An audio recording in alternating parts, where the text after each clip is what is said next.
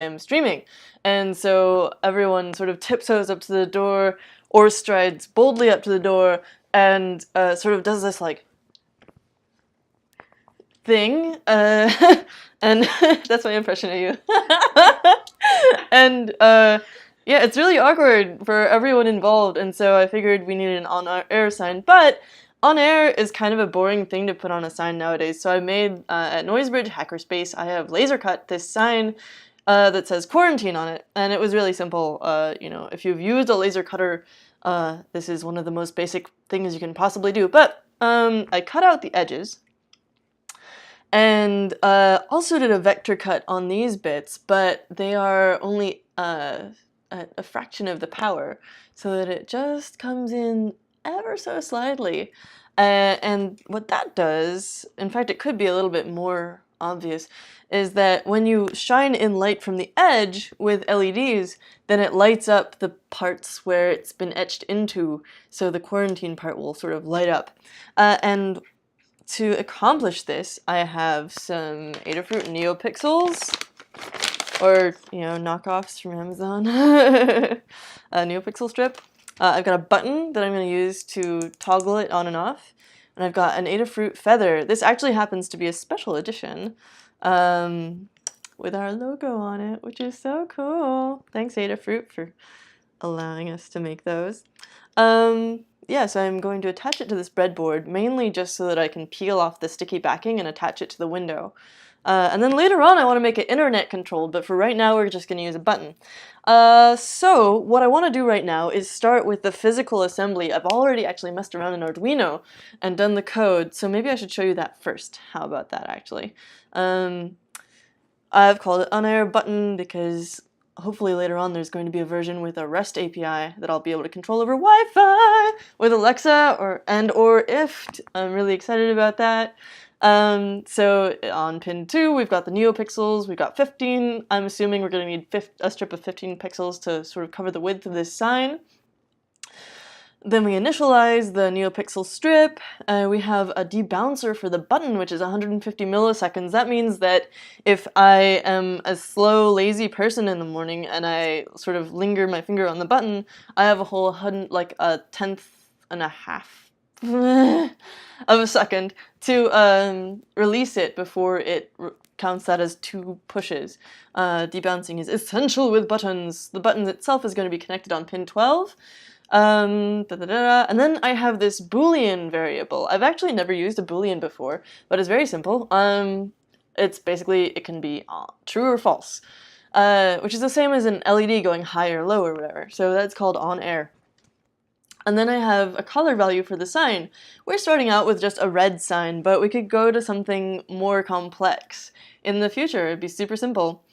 The button I have called an input pull-up, and that makes use of the fact that the feather has an internal resistor on that pin connected to the 5-volt input. And what that means is that it's going to be high unless I connect that button to ground.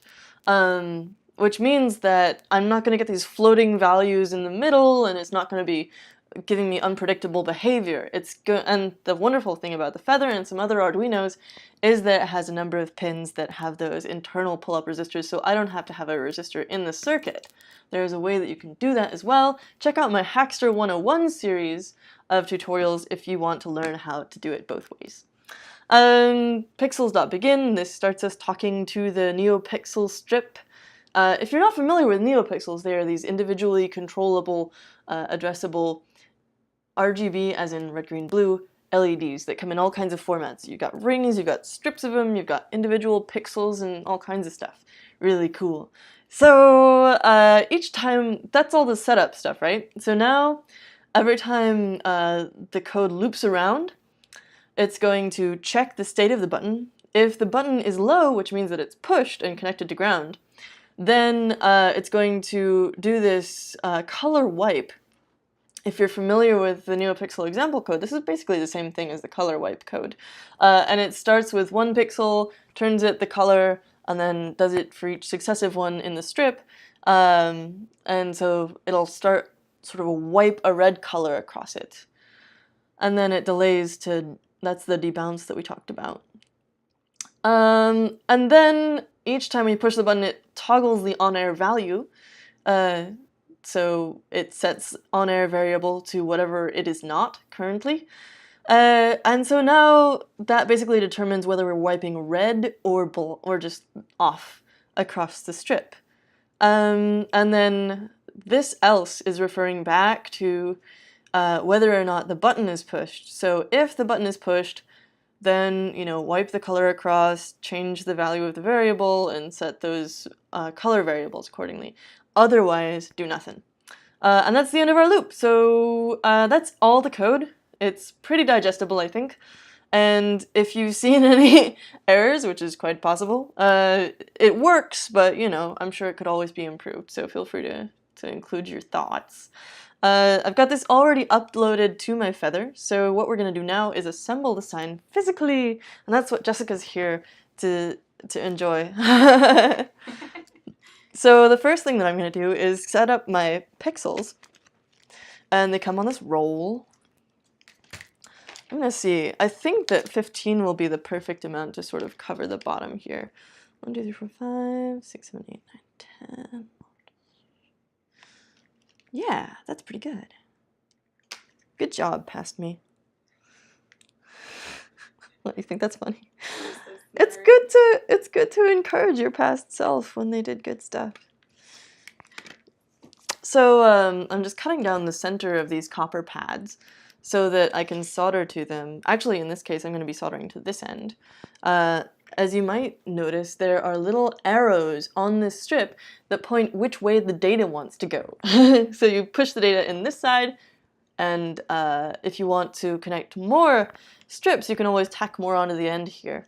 But we're going to connect this end to the microcontroller. And you know what?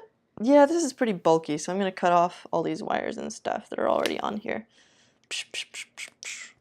And they come in this waterproof silicone casing. I'm going to just remove that because we don't need it for reasons you will see later on. And there you have a NeoPixel strip in all its glory.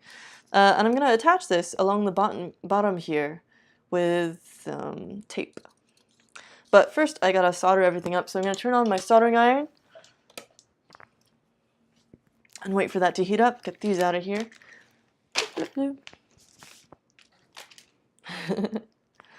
And in the meantime, I'm going to prep my wires for the button. Actually, and for the strip too. So I've got this ribbon cable that's so nice.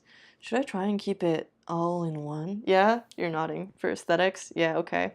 So in that case, I'm going to, the way that ribbon cable works is you just peel it apart, basically. I'm going to need 5 wires. I'm going to need 3 for the NeoPixels and 2 for the button. So I'm going to peel this off like so. Now I have these 5. I'm going to use these 2 for the button and the other 3 for the pixels. Now another thing is that in order to keep your pixels happy, you want to have a little resistor in line in the data connection between the microcontroller and the data in pin. So I'm going to attach that as well. This button wire will probably end up being a little bit shorter. Maybe, I don't know. And then I'm going to cut these ones apart because they want to be free to attach to the microcontroller. And I'm just sort of snipping with my wire cutters in between these wires here. Thump. Thump. It creates a thump sound effect when you do this. If yours isn't doing that, you can check your connections, or you can just apply it yourself. Thump. It's essential though to proper working.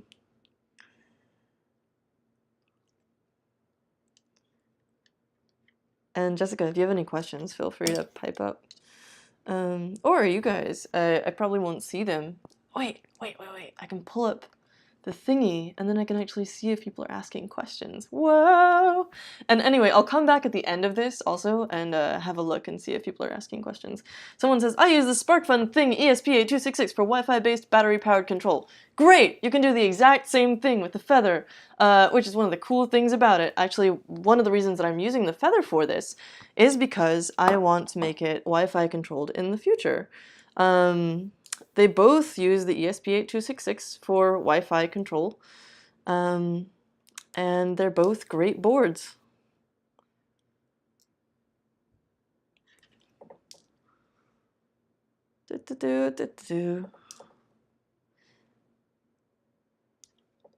And I believe you can program both with Arduino. I'm going to strip all the connections on these wires so that I can solder to them.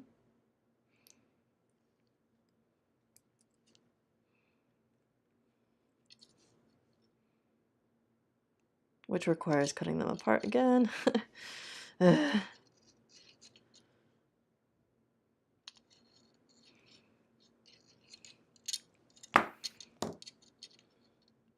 you don't actually need one of these strippers in order to do this. You can just use a knife or a pair of scissors or whatever. They definitely make it easier because you can choose the right gauge for your wire, and that means that you run a much lower risk of accidentally cutting through some of the strands of your stranded wire, for example, which is a huge mess. Okay, so now I have my soldering iron all warmed up. That's beautiful. Let's put this off to the side for a second. I'm going to remove these guys.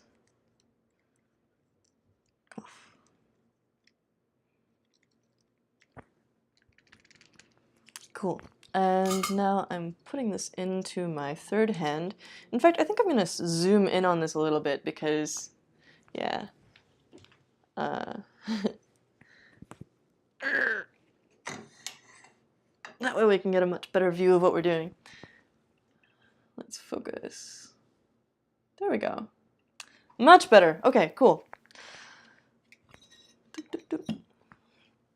Now I want to connect these, and first I'm going to cut the little leggies off of this resistor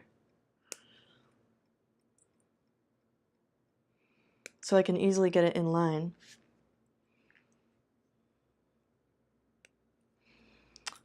And actually, in that case, I should have probably cut this guy a little bit shorter.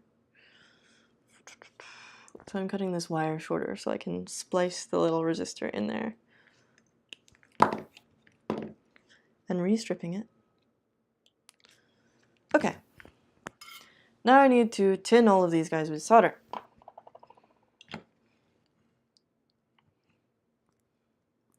I like to just sort of put it so it's resting on the desk and sticking up, and that makes it so that it's much easier to work with. Come here. Yeah. Tinning small wires goes pretty quickly.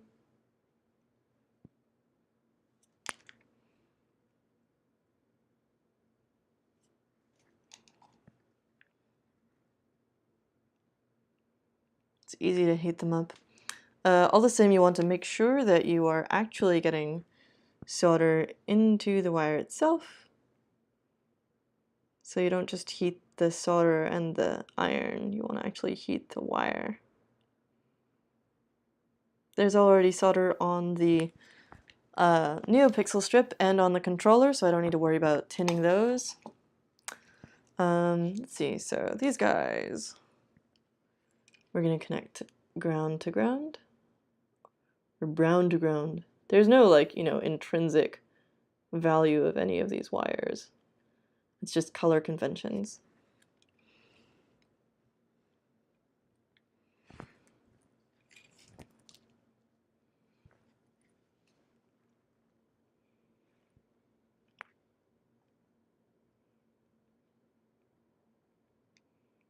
Come on and melt. I've turned my soldering iron down a little bit because I want to be a little gentler on the components I'm using.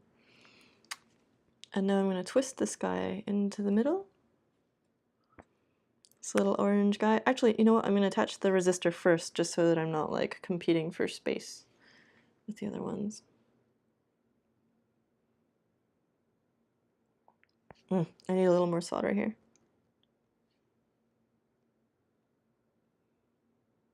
There we go. Come on. Yes, good. Okay. Now I'll sort of like wrangle this around the other ones. I could just pull it over the top, but I think it'll give it a little bit more strength if I put it this way. Gotta bend the wires a little bit. Doop. There we go. Come on. I talk to my circuits a lot, you might have noticed. There we go. Cool. So we've got the data wire with the resistor spliced in. We've got power and ground going to the neopixels. That's fantastic. Now I need to connect the button. And for that, let's put down the soldering iron for a second. I'm so bad about that. I always leave it on. I have tested this button already or ones like it. I've tested its siblings to make sure which pins are connected and not connected when you push the button, but I'm gonna retest it anyway. And you get to see how it's done. Where's my multimeter? This is the real challenge of building stuff, is just finding where your stuff is. Okay, here we go. You may not be able to see this. Oh yeah, there we go. So I'm using the resistance meter, the ohm meter, and I'm gonna hook it up to these two.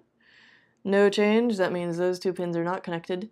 In buttons, you'll usually have either next to each other or across from each other connected, and in this case, across from each other are connected. And that means that I want to solder to these two because they're normally open, normally not connected. And then when I push the button, they will become connected because it is a normally open switch. Let's change this a little bit just so that I can get better lighting. Not in the shadow here. There we go. Yeah, so I'm going to solder these other two wires onto there. Oh, gotta tin the button.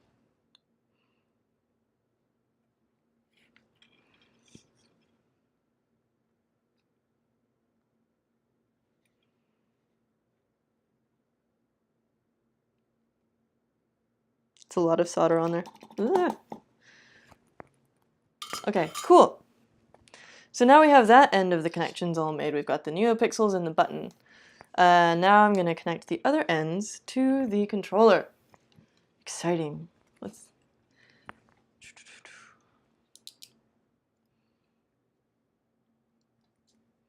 get that focus a little better. Cool. What I have here are the ground pin, which is going to get connected to both the button and the neopixels.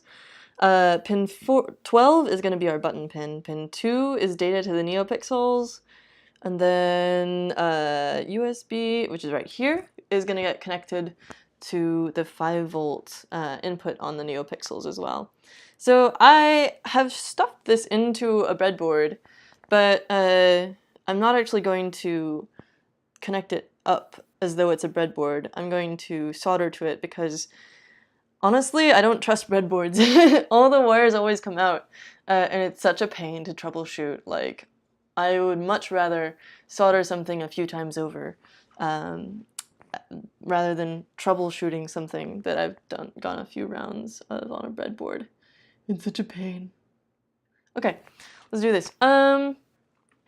Now how do I want to... Yeah, I think I'll just solder right on top here, and that way it'll be cool and visible like how it is. So I'm going to pick one of the button wires and the ground wire from the neopixels, and I'm going to take those two together and attach them first to the ground. I'm going to twist you guys and see if I can get them to attach. Cool. Get my fingers out of the way while still holding these together.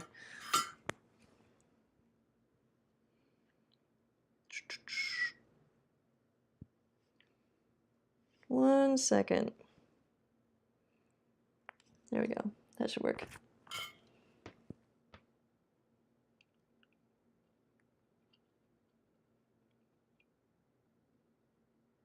Okie doke. Now I need to attach the USB over here.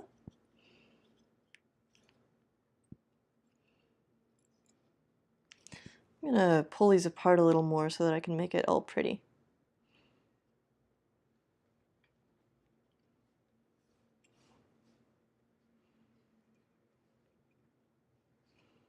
Nobody wants to look at an ugly circuit, right? We are going to have the wires visible because it's cool and nerdy. That's on Jessica's advice. And I totally agree. But I am going to try and at least arrange them in a slightly attractive fashion, like over to the side. It's going to be on this side, actually. So, yeah. Pull these apart. And I want to do this before I get too much soldered onto the board itself.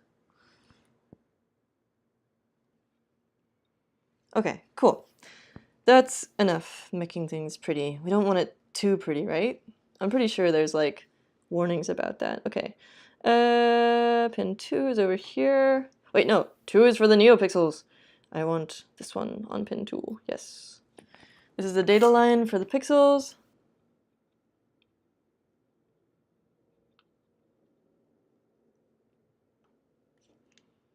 Gotta make sure that actually worked. Yeah, cool. The USB power for our neopixels.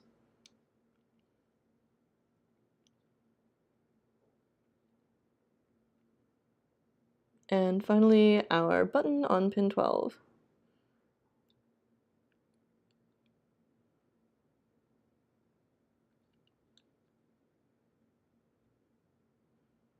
Okay. So, if I have not tremendously messed up, this should work pretty well. It's not like super gorgeous at this point, but whatever. Oh, you know what? Maybe I'll do these again so that they're sort of streaming off in one direction instead of coming straight out. That'll give us a little bit more durability. Ooh, got my finger there. Come on.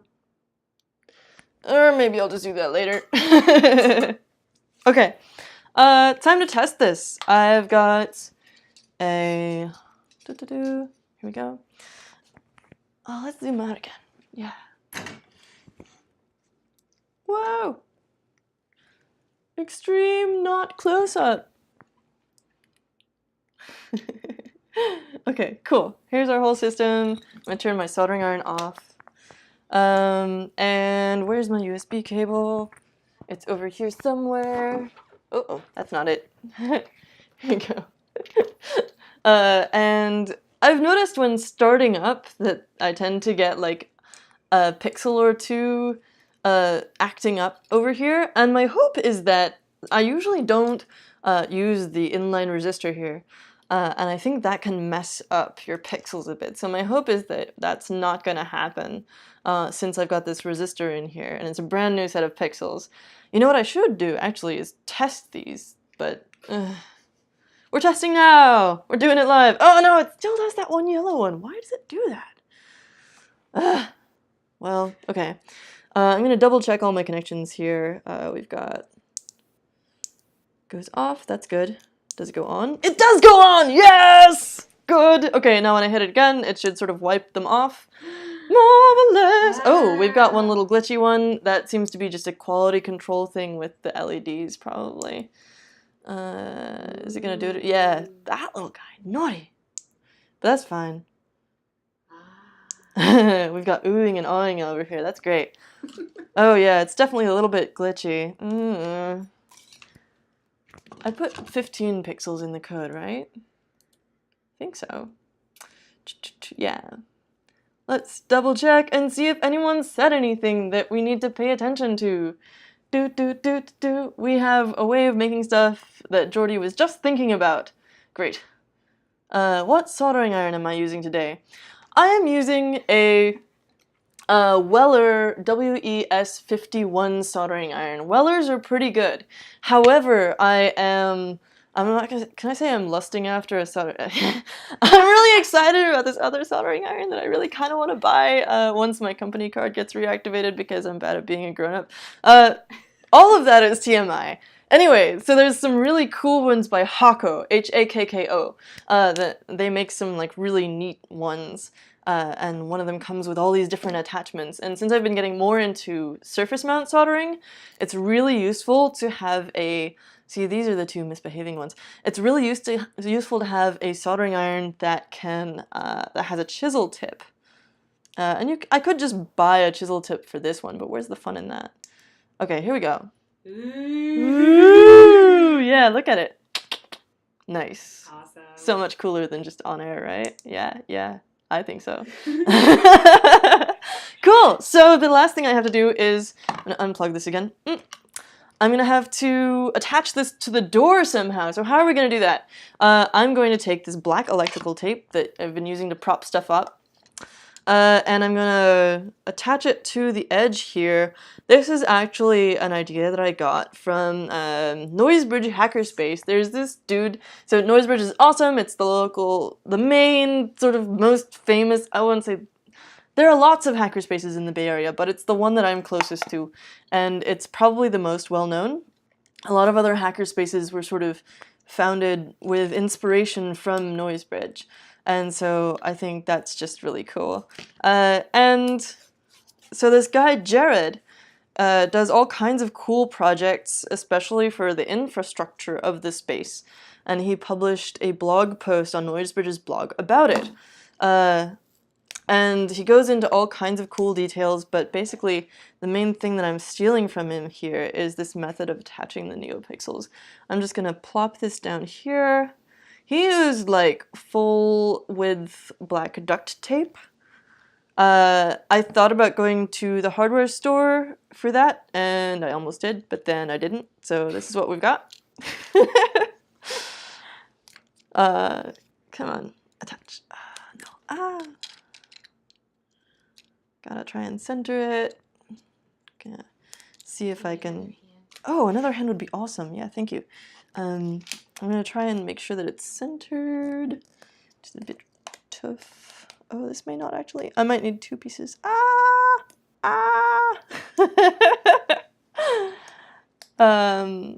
just trying to get this so that it's sort of centered over the plastic and held on nicely. And yeah, let's see. I'm going to also, oh, thanks. Yeah, use a bit of it to insulate the connections. Yeah, cool. Do keep asking questions and stuff. It makes it a lot more interesting. I'm also testing whether or not I can focus while paying attention to questions and stuff, because on Tuesday we have an interview with a really cool person from the internet, and you can read all about it at the top of our Facebook page, facebook.com/Hackster.io.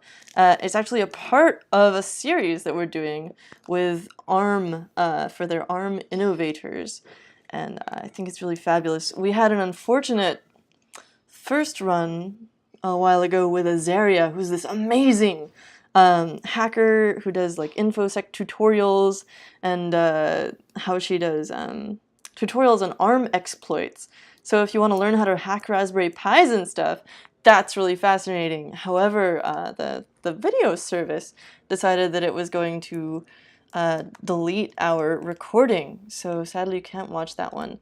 But she's really cool and you should check her out. And we're fixing all the video issues for this time, mainly just by going with a different service. We're not actually fixing anything, we're just abandoning it.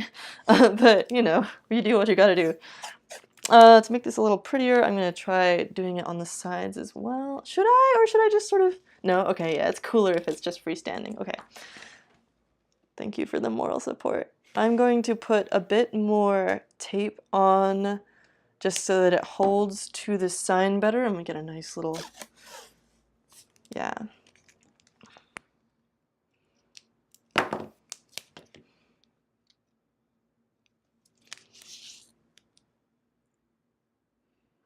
Yeah, there we go. That's gonna look a lot nicer. A clean edge is what we want. Cool. Plus that makes some great noises, right? Okay, I'm gonna do it on the other side. Can I have this? Thanks. You're really good at that. And then I'm going to attach the button with some double-sided tape. And that's also how I'm going to attempt to attach this to the door We will see if that works or not.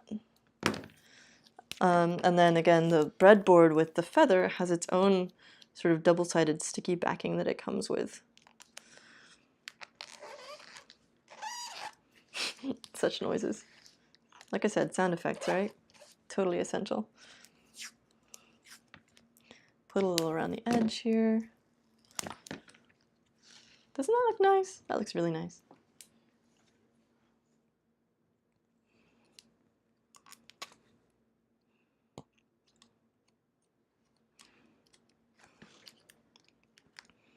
Sort of wrap that around.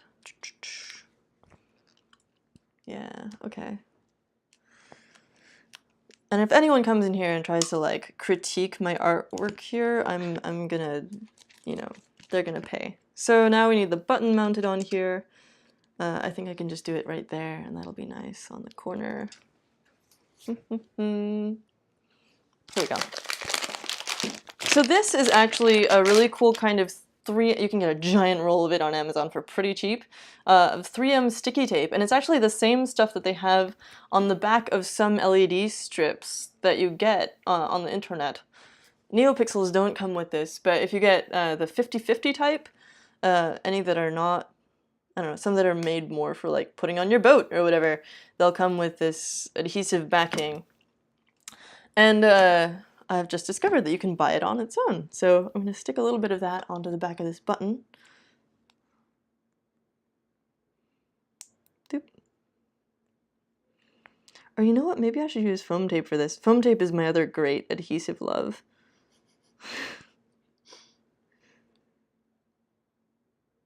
We gotta have a warning on this show about how it might get weird.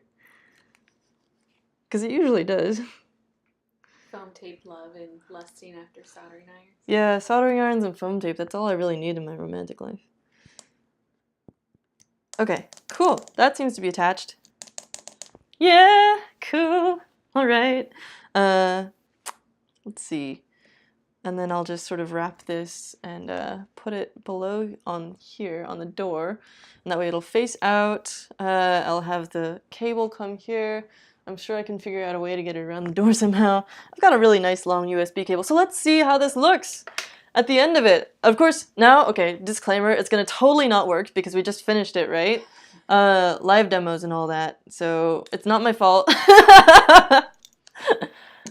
I'm just expecting it to not work because that's how it goes. But like, okay, I do see that one little finicky pixel acting up in the side here, so that means I didn't destroy the connections yet. It should go off, okay, and now the whole thing should come on. Come on! Oh, it's not coming on. Wait, it's coming on. Wait, it's not coming on. What's going on? It came on. Oh wait, it came on. Yay! Yay! It's kind of hard to see. Only some of the pixels are on. Oh, there we are. Yes. Ooh. Cool. Well, that's very nice. Again, if I did this again, I would probably etch in the center of the letters. You can also do that in a number of other ways. Like you can use a Dremel, you can use sandpaper, you can use, if you're going with glass or something, you can actually use like a chemical etchant. There might be such things for, you know, acrylic as well. But in the meantime, yeah, this is pretty cool. Neat. High five. Thanks for watching. I'm going to go have a look and see if there's any more questions right now. And then we're going to sign off. If you want to participate, I check questions on the Facebook page. Someone else says, I use a Weller WMD3. Cool. A lot of the other stuff is highly contextual, so it's kind of hard to tell. Oh, someone says if I wrap it the whole way around, it should solve my light problem. You know, you're right. Actually, if I used copper tape for that, it would be reflective. And you can also get like aluminum tape. So if I wrapped those around the other edges, it would help with sort of reflecting light back into the sign, and that would make it brighter. So, you know, that's a great idea. In the meantime, I think I'm going to leave it like this because I like it aesthetically. But, you know, it's a great point for anyone who wants to build something like this themselves. All right, thank you so much for joining us. It's Friday. Go have an awesome weekend. And we'll see you again next week. Thanks for watching. And